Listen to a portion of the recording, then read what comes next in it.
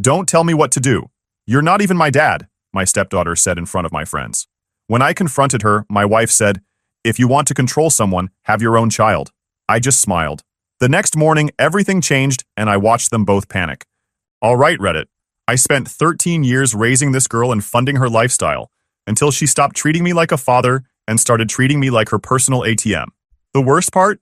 My wife backed her up. Everything imploded when she insulted me in front of my friends. I nuked the college fund and divorced her mother. 5 years later, they showed up again, broke and desperate. Here's what went down. I'm 47 male, a plumber.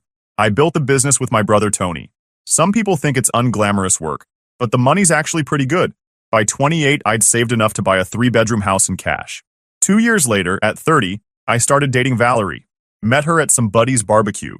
She was 26, recently divorced, dragging around a 5-year-old named Ellie, who hid behind her mom's legs like I was the boogeyman. Valerie seemed different from the usual dating pool disasters.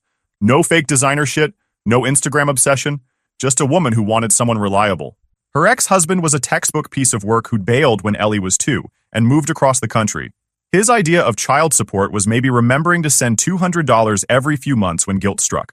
Real stand-up guy. Meanwhile, Valerie was working part-time at a daycare, living in some cramped apartment that probably violated several housing codes, driving a Honda with more miles than a space shuttle. The breakthrough with Ellie came about 2 months into dating Valerie. The kid fell off her bike, scraped her knee, and Valerie was stuck at work. Daycare called me because apparently I was the emergency contact now. I dropped everything, picked up this sobbing little girl, cleaned her wounds, and slapped on some cartoon band-aids. While I'm playing field medic, she looks up at me with those huge brown eyes and drops a bomb. Thank you, Daddy. Not my name. Daddy. Turns out she'd been asking Valerie for weeks if I was going to be her new dad. When I asked what she wanted to call me, she thought for exactly 2 seconds before saying Dad, like it was the most obvious thing in the world. That hit me right in the chest. I'd never wanted kids, never saw myself as dad material. But here's this little girl who'd been abandoned by her biological father just handing me that title like a gift. The moment that truly sealed it happened about a month later. I was fixing a leaky faucet in their apartment. The place was a disaster. The landlord wouldn't fix anything. When Ellie came running in from the playground, covered in dirt and grinning like she'd discovered buried treasure. Dad! Dad! Look what I found! She thrust a handful of dandelions at me like they were made of gold. Not flowers, weeds. But to her, they were the most beautiful thing in the world, and she wanted to share them with me. These are for you because you fix everything, she said, completely serious. Mommy said you make everything better. Tony happened to be there helping with the faucet, and I caught him actually getting misty-eyed. Later, he told me, kids got you figured out better than most adults. You do fix everything. Just make sure they don't break you in the process. Prophetic words as it turned out. We got married when Ellie was 7. She insisted on being both flower girl and ring bearer because it's my wedding too. During the ceremony, when the pastor asked if anyone objected, she stood up and yelled, I do, meaning she approved. The whole place lost it. Those early years were magical. Ellie transformed from this shy, uncertain kid into this confident little person who waited by the door for me every day, covered in whatever mess she'd created, bursting with stories about school. Dad, look what I made! Became the soundtrack of my existence. I was all in. Bedtime stories, father-daughter dances, teaching her to throw a baseball without looking like she was having a seizure. This wasn't some obligation I'd inherited. This was my kid, and I was her dad in every way that actually mattered. Blood's just biology. Showing up is what makes you a father. The Saturday morning routine became sacred. Every weekend, just me and Ellie hitting up Home Depot for project supplies, then grabbing breakfast at this greasy diner she loved. She'd order chocolate chip pancakes and tell me elaborate stories about her imaginary friend while I pretended to understand 7-year-old logic. Those were the moments when everything felt right. I started the college fund when she was 8. Every month, religiously, plus bonuses from the big commercial jobs. By the time she hit 10, there was already $15,000 sitting there. Valerie's friends would comment on how lucky she was to find a real one who treated Ellie like his own. But here's the thing. I didn't treat her like my own. She was my own. For 8 beautiful years, I thought we had something unbreakable. I should have known better. 13. That's the age when my little girl who used to sprint to the door when I got home turned into someone I barely recognized. It started small, eye rolls when I asked about homework, that teenage whatever becoming her default response to basically everything I said. But the real kick in the teeth? She stopped calling me Dad. The transition happened gradually, then all at once. It went from, Dad, can you help me with this? to just avoiding me entirely. When she absolutely had to acknowledge my existence, it was my first name. Cold, distant, like I was some random dude who happened to live in her house and pay all her bills. The first time she called me by my first name, I thought I'd misheard. We were at Target buying school supplies, and she asked, "Can Isaac get me the expensive notebooks?" Like I wasn't standing right there. Valerie didn't even notice, just nodded and threw the shit in the cart. I pulled her aside in the parking lot. "Why are you calling me Isaac?" "I'm your dad." She shrugged. "Whatever. You know what I meant." No correction from Valerie. No apologize to your father. Just another sign that respect wasn't required anymore. Valerie kept insisting it was just a phase. All girls go through this. But this wasn't normal teenage rebellion. This was targeted disrespect. Ellie would be perfectly fine with Valerie, laughing and chatting, but the second I walked into a room, she'd get this look like I'd just tracked dog shit through the house. Tony noticed it immediately when he came over to help me rewire the kitchen. "Your kid just walked past me like I had the plague, then asked her mom for $20 without even acknowledging you exist. You paying for a teenager or housing a hostile foreign exchange student?" The demands escalated right alongside the disrespect. Suddenly, nothing I provided was good enough. The $60 shoes became an insult. She needed the $180 ones. The iPhone I got her for her 14th birthday was the wrong color. Everything had to be name brand, expensive, exactly what her friends had, because God forbid Princess looked like she came from a working class household. Ashley's stepdad bought her the new MacBook. Stepdad. That word started showing up more and more, and every time it felt like a slap. This kid who'd called me daddy for 8 years was now referring to me like some stranger who'd married her mom for the health insurance. I started keeping track of the expenses just to maintain my sanity. Monthly phone bill, $80. Car insurance, $150. Dance classes, $120. Designer jeans, $200. Makeup that cost more than my work boots, $150. And that was just 1 month. For someone who treated me like an inconvenience. The breaking point came during sophomore year. I'd spent 12 hours dealing with a commercial backup that was literally shit. Covered in it, exhausted, in no mood for teenage drama. Ellie's in the kitchen demanding money for some school trip. I need $200 for the senior trip deposit. You're a sophomore. It's an early bird thing. Everyone's doing it. I was too tired to argue with teenage logic. Ask me tomorrow when I can think straight. Cue the eye roll so dramatic I thought she'd detach a retina. Whatever. You never want to pay for anything fun anyway. And that's when something in me snapped. I set down my work bag and looked at this kid I'd been funding for 8 years. "Excuse me? I've been paying for your fun for 8 years. Dance classes, summer camps, that ski trip, concert tickets, shopping sprees. What exactly do you think I've been doing with my money? That's different. That's like basic stuff. Basic stuff. 8 years of basic stuff that probably cost me 80 grand, not counting the house, food, and everything else that kept her lifestyle afloat. You know what? You're right. I'll stick to basic stuff. Food, shelter, utilities, everything else is extra, and extra costs gratitude. You figure out how much gratitude you want to show me, and I'll figure out how much extra I want to provide." She stared at me like I'd grown a second head. Probably the first time in her life, someone had connected her attitude to consequences. You can't be serious. Dead serious. That night, Valerie tried to smooth things over with promises that Ellie would do better, that things would change. But I could see it in her eyes. She thought I was being unreasonable. She thought asking for basic human decency was asking too much. The respectful kid was gone. Now I was living with a stranger who happened to share DNA with my wife, and this stranger thought I existed solely to fund her lifestyle while she treated me like garbage. Tony's words kept echoing in my head. Just make sure they don't break you in the process. Too late for that advice, brother. The breaking had already begun. Junior year brought the full transformation of my wife from my partner to Ellie's defense attorney. Every conversation about Ellie's behavior became a negotiation where I was somehow always the unreasonable party. Every boundary I tried to set got overturned the second I left for work. The car situation was my Damascus Road moment. I'd been saving for months to get Ellie something safe and reliable for her 16th birthday. Found a perfect Honda Civic, 3 years old, low miles, great safety ratings. Exactly what a new driver needed. But Princess wanted a BMW because her friend Madison had gotten one. Suddenly my practical choice was embarrassing and would make everyone think we were poor. Madison's stepdad understands that image matters, she informed me during one of our family meetings, which had basically become sessions where Ellie made demands, and Valerie found creative ways to justify them. The family meetings were Valerie's bright idea for improving communication. In reality, they were just formalized sessions where I got outvoted 2-1 on every decision involving money. Ellie would present her demands, Valerie would explain why they were reasonable, and I'd be expected to fund whatever nonsense they'd agreed on. I bought the Honda anyway, got 2 weeks of silent treatment and passive-aggressive comments about how her real dad would have understood. Her real dad who hadn't called in 6 months and sent child support about as often as Hallie's Comet shows up. The silent treatment was almost peaceful, honestly. No demands, no eye rolls, no being treated like an ATM with legs. Tony came over that weekend and immediately noticed the improvement in my stress levels. Kids giving you the cold shoulder? Looks like she's doing you a favor. When I told him about the BMW demands, he shook his head. Kids getting a lesson in reality. Most of us were lucky if our first car had a working radio and tires that matched. But the fight that really opened my eyes happened when Ellie borrowed Valerie's car and came home with a scrape down the side from hitting a pole. When I pointed out the $800 worth of damage, Valerie's response was that accidents happen.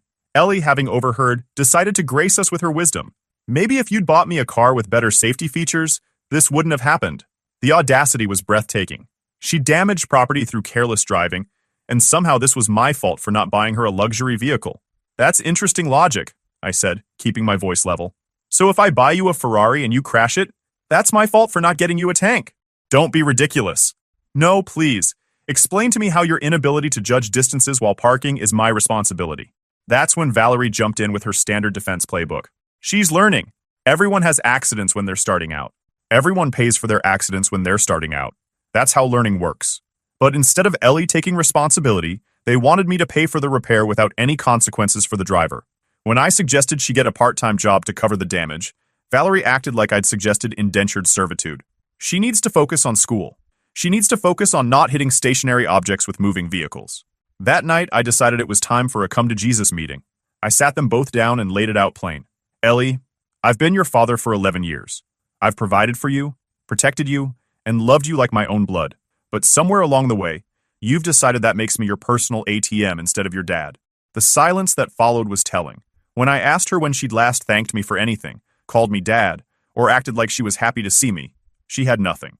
I've spent probably $100,000 on you over the years. College fund, activities, clothes, food, housing, insurance, medical bills. And your response is to treat me like I'm some inconvenience you have to tolerate to get to the money. When I turned to Valerie about enabling this behavior, she hit me with the classic, she's a teenager excuse. She's 17 years old. In 1 year, she'll be an adult. And right now, she's completely unprepared for a world that won't hand her everything she wants just because she exists. Valerie's response was that I couldn't make love conditional. But I wasn't making love conditional. I was making financial support conditional. Because right now, I felt like a stranger in my own home, and the 2 people I'd been supporting were treating me exactly like one. I drew a line in the sand that day. Ellie would start contributing to the household with chores, respect, and basic human decency. Valerie would back me up instead of undermining every boundary I set. Or I'd find somewhere else to live where I was actually wanted. The ultimatum bought me exactly 3 days of improved behavior before things went back to normal. They thought I was bluffing. They were about to find out how wrong they were. Senior year brought tension you could cut with a knife. The dinner party incident was the final nail in the coffin. I was hosting some friends. Mike and his wife Sarah, a couple other guys from the trade, plus Tony. Nothing fancy, just grilling burgers and having drinks on a Saturday night. Standard weekend stuff when you're an adult with actual friends. I'd been looking forward to this for weeks. Work had been brutal. Back-to-back commercial jobs, long hours, difficult clients. Having people over felt like getting back to normal life instead of constantly walking on eggshells in my own house. We're sitting around talking shop when Mike mentions how expensive college is getting. I made some offhand comment about at least having money saved for Ellie's education, assuming she didn't want to go somewhere ridiculous like NYU. Sarah laughed. Smart parent. We started saving when Emma was born, and it's still not enough. The key is starting early and being realistic about expectations, I said, not knowing I was about to get a masterclass in unrealistic expectations. That's when Princess decided to make her grand entrance, phone permanently attached to her hand like a life support device. Actually, I've been accepted to NYU and I'm going. Mom and I already talked about it. News to me. The table went quiet because even my friends could tell this was about to get ugly. Mike shifted uncomfortably. NYU's a great school. Expensive, but great. Congratulations. We'll need to discuss the finances for that. The fund covers state school. She looked at me like I'd just told her the earth was flat. You're seriously going to ruin my future over money? I'm not ruining anything. I'm being realistic about what we can afford. Tony, who'd been nursing his drink and watching this unfold, caught my eye and gave a barely perceptible shake of his head. He could see where this was heading. And that's when she decided to put on a show for our guests. Started ranting about how I'd never treated her like she belonged, how I acted like every dollar I spent was some huge favor, how I should be grateful she wasn't letting us live in poverty. Grateful? Mike's wife looked confused. Shouldn't it be the other way around? But Ellie was just getting warmed up. He's always complaining about money, always making me feel guilty for needing things. Like, sorry I cost money to raise. Maybe you shouldn't have married someone with a kid if you couldn't handle it. This kid who'd been living rent-free in my house for years, whose every need had been met by my paycheck, was lecturing me about gratitude while I was hosting a dinner party. You should go to your room, I said, my voice deadly calm. Don't tell me what to do. You're not my father. You're just some guy my mom married who thinks money makes him important. The silence that followed was deafening. Years of being her dad, and that's what I was to her. Some guy her mom married. Tony's voice cut through the tension like a knife. Ahem. Anyone wants another drink? I looked at Valerie, waiting for her to say something. Anything. A correction. A reprimand. Hell, even an embarrassed apology to our guests. Instead, she stood up and put her arm around Ellie. She's upset about college stress. Maybe we should call it a night. Not, apologize to the man who raised you. Not, that was completely inappropriate. Just an excuse and a suggestion that our guests leave so her precious daughter wouldn't face consequences for publicly humiliating me in my own home. Mike stood up slowly, clearly uncomfortable. Yeah, we should probably head out. Thanks for dinner. Sarah gave me a sympathetic look as they gathered their things. The burgers were great. We'll talk soon. Tony lingered. Actually, I think I'll stay and help clean up. After my friends left, looking appropriately mortified, I came back to find mother and daughter in the kitchen, whispering like conspirators planning the next phase of their campaign. Well, I said, mind to explain what the fuck just happened in front of my guests? Valerie's response was that Ellie was upset, and college was stressful. When I pointed out that the college she was supposedly attending costs $60,000 a year, and the fund only had $85,000 in it, they suggested taking out loans. We could take out loans. Meaning I could take out loans, since Princess wasn't exactly loan qualified. That's when Valerie showed her true colors. Maybe if you actually treated her like your daughter instead of some charity case, she'd act like it. Charity case. I'd treated this kid better than her own biological father ever had, and my wife's response was to defend her when she called me some guy you married. You're right, I told them both. I am just some guy you married, because a real father would get respect in his own home. A real father wouldn't have his wife making excuses when his kid publicly humiliates him. Well, if you wanted to control someone, maybe you should have your own kid, Valerie shot back. What followed was complete silence, but the damage was done. They'd made their choice, and I'd made mine. You're right, I simply said, ending the argument. Tony, who'd been quietly cleaning dishes in the background, finally spoke up. You know what's fascinating? I've been here for 3 hours, and not once did I see either of them thank you for the house, the food, the lifestyle, or the 11 years of playing dad. But they sure as shit knew where to stick the knife when they wanted to hurt you. Oh, and that NYU acceptance? Complete bullshit. I checked. She'd been lying about that too, just like she lied about everything else when she wanted something. That night I slept in my office, but I didn't sleep much. I spent most of it planning my exit, because if I was just some guy Valerie married, then some guy Valerie married could just as easily become some guy Valerie used to be married to. The nuclear option wasn't just on the table anymore, it was loaded and ready to launch. Monday morning, I did 3 things that changed everything forever. Moved all my business income to a separate account, called my lawyer, and liquidated Ellie's college fund. All $85,000 of it. Gone. Vanished. Poof. I didn't tell them right away.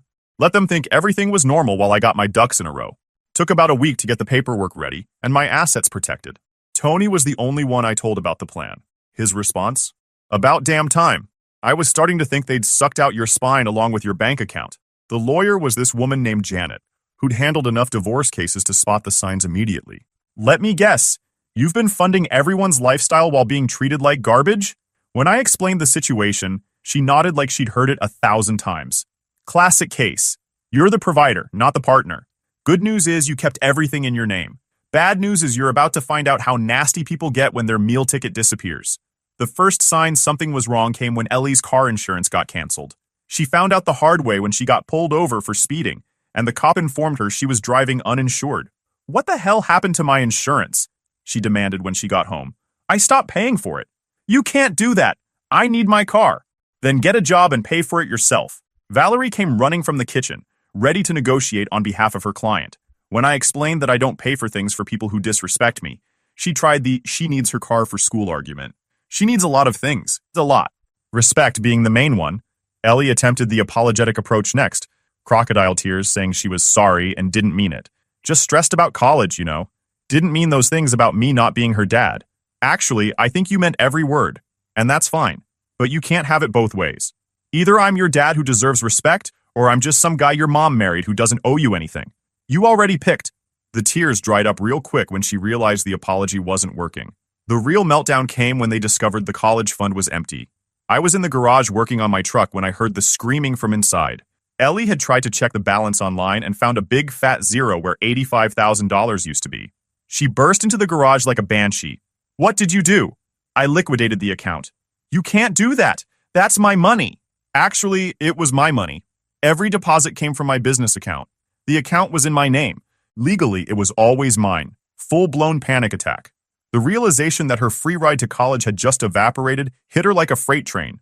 But I was going to use that for school. No, you were going to use it to party at an expensive college you're not even qualified for. Different thing. When Valerie joined the chaos and started screaming about how I was destroying Ellie's future, I handed her the divorce papers I'd been carrying in my back pocket. The silence was beautiful. Valerie stared at those papers like they were written in ancient hieroglyphics. Are you serious? You're divorcing me over this? Yes, I am. You've made it clear that you'll always defend your daughter even when she's wrong. I'm doing us both a favor. She's my child. How could you? And I was your husband, never her father. You both made that clear.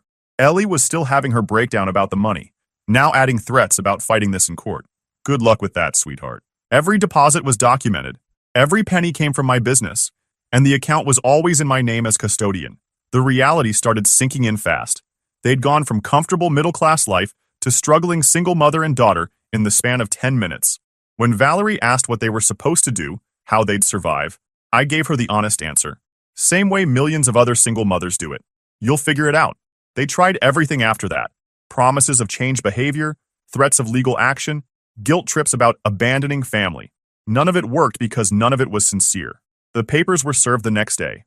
11 years of marriage and 13 years of playing dad to an ungrateful kid were officially over. They had 30 days to find somewhere else to live. The eviction countdown had begun, and I was finally done being the guy everyone took for granted. The first few months after they moved out were weird. I'd come home to complete silence. No teenage drama, no demands for money, no walking on eggshells around anyone's feelings. Just pure, blessed peace. It took time to adjust. 13 years of constant chaos doesn't just disappear overnight. I'd catch myself listening for footsteps upstairs or waiting for someone to ask me for something. But slowly, I started remembering what it felt like to actually live in my own space instead of just paying for it. The house felt bigger somehow. Turned Ellie's old room into a proper home office, got rid of furniture that reminded me of them, basically reclaimed every inch of the place. New paint, new carpet, new everything. It was like exorcising ghosts. Business was better than ever. Amazing how much wealth you can build when you're not bleeding money on other people's expensive tastes and imaginary college funds. The stress of constantly arguing about money just disappeared. You know what the best part about this whole situation is? Tony said one day while we were installing a new water heater. You finally remembered you have balls. I was starting to think they'd moved in with your backbone. About 2 months in, I got a text from Sandra, one of Valerie's old friends. The quiet one who always seemed to be observing more than participating in their social circle. Hey, I heard about the divorce. Just wanted to say I'm sorry you went through that. You don't deserve it, really. I almost didn't respond. The last thing I needed was getting dragged into Valerie's drama through her friends. But something about the message seemed genuine, so I thanked her. I know we don't really know each other, but if you ever want to grab coffee and talk to someone who's not involved in the situation, let me know. We met for coffee the next week. Nothing romantic, just two adults having a normal conversation. She asked how I was holding up, seemed genuinely interested in my answer. Didn't pry for gossip or try to get me to talk shit about my ex. I watched that whole situation for years, she said eventually. You tried so hard to make it work.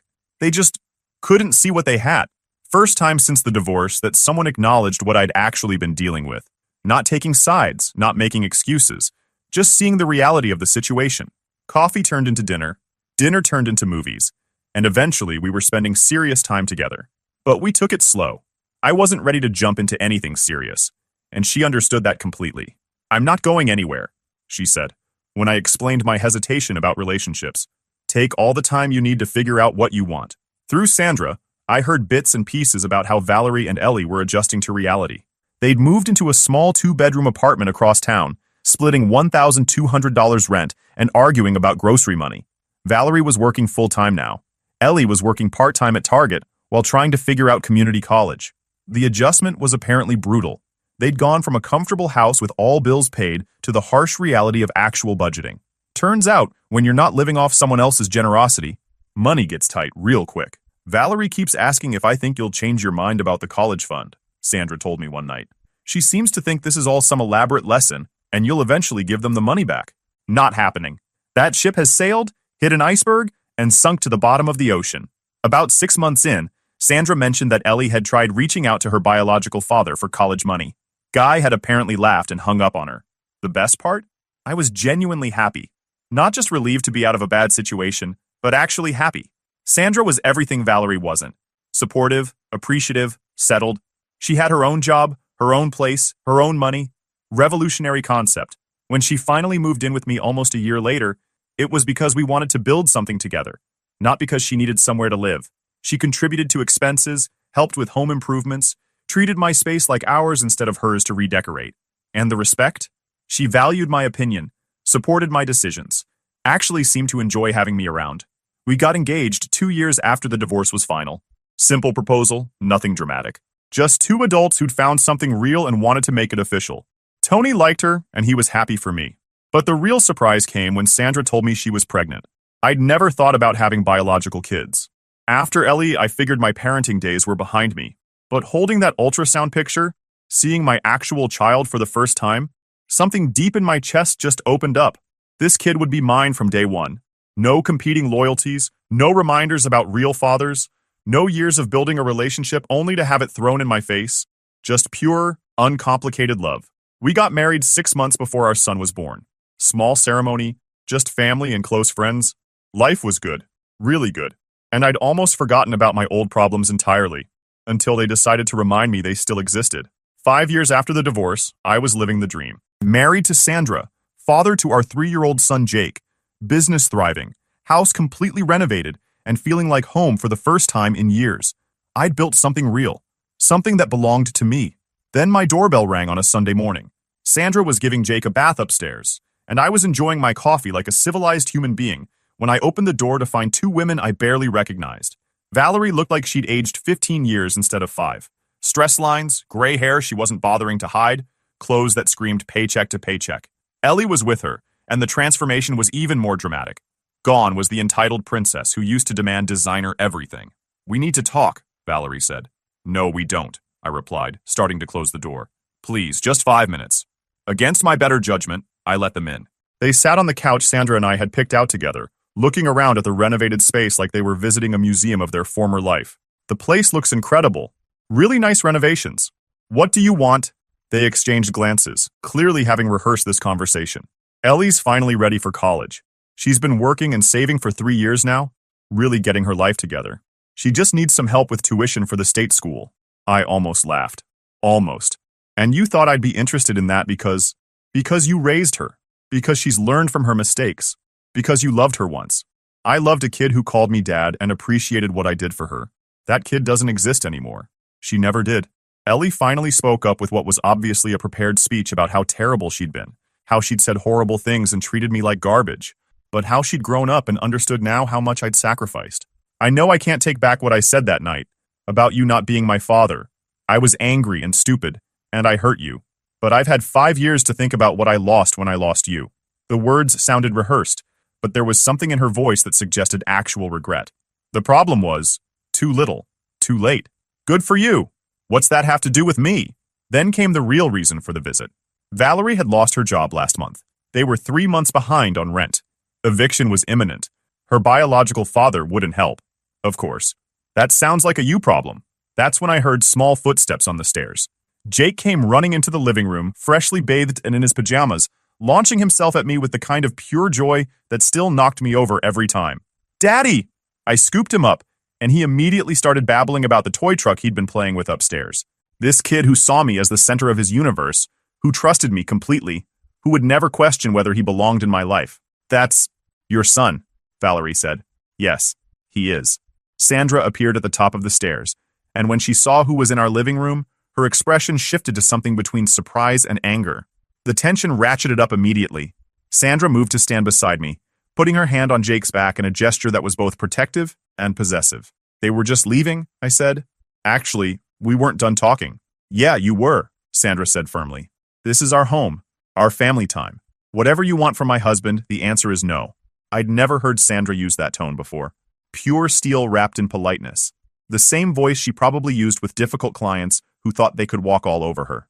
Your husband? Valerie's mask slipped completely. I was married to him for 11 years. I built a partnership with him. You built a dictatorship where he paid for everything and got nothing in return. You don't know what you're talking about. I know exactly what I'm talking about. I watched you take him for granted for years. I watched your daughter treat him like garbage while he kept trying to earn love from people who never intended to give it. When Ellie tried to defend how things used to be, Sandra cut her off. When's the last time you called him dad? When's the last time you acted grateful for anything he did? Silence. Beautiful. Telling silence. Valerie was getting desperate now, talking about family and history, and how I couldn't just throw that away. Watch me, I said, echoing the words I'd used 5 years earlier. But then she crossed a line. You have a son now? Don't you want him to learn about forgiveness? About helping family? That's when I really lost it. Don't you ever use my son to manipulate me. He's going to learn that respect is earned, not owed. And he's sure as hell going to learn that you don't reward people who treat you like shit. Sandra stepped forward. You need to leave. Now. My phone buzzed with a text from Tony, who was apparently driving by. Saw some beat-up Honda in your driveway. Either you've downgraded your taste in cars, or your past is haunting you. Need backup or an alibi? As they walked to their beat-up car, the same Honda I'd bought Ellie for her 16th birthday, now held together with duct tape and hope, I could hear Valerie talking angrily to Ellie about that bitch and how I'd changed. I hadn't changed. I'd just finally learned my worth. I texted Tony back, past equals exercised. Alibis. Unnecessary. Thanks for having my 6. His response. Good. Now get back to your real family and stop letting ghosts ruin your Sunday.